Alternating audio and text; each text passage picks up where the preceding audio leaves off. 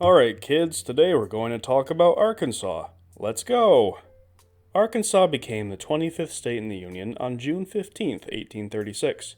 It has a population of about 3 million, making it the 29th most populous state. It covers an area of about 53,000 miles and is centrally located in the southern United States as it borders Missouri, Tennessee, Mississippi, Louisiana, Oklahoma, and Texas. The chief exports of Arkansas are agricultural. Their big industries are poultry, soybeans, cattle, rice, cotton, and hogs. Known as the natural state, Arkansas is home to many beautiful caves, mountains, and rivers, and is the birthplace of Johnny Cash and President Bill Clinton. Overall, Arkansas may not be the best state, but it's not the worst, and I'll rate it a 7 out of 10. There was also a movie that just came out called Arkansas, so let's review that one too. This is a southern crime film in which a couple of lowlifes played by Clark Duke and Liam Hemsworth run drugs in a national park in...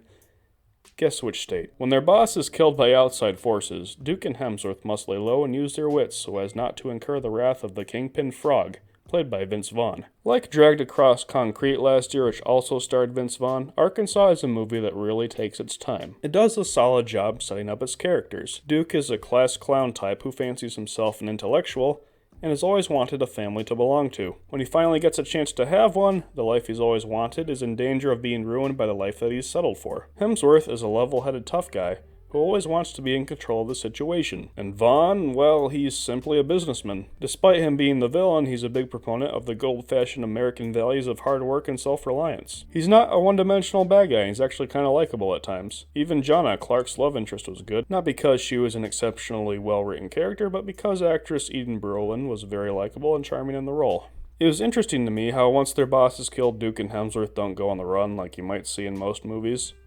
In fact, they don't really have much of a strategy at all. They just hope that either no one will notice what has happened, or that Frog will be reasonable when the truth is revealed. Unfortunately, while this is a unique spin on the crime genre, it can also make the movie seem boring and uneventful at times.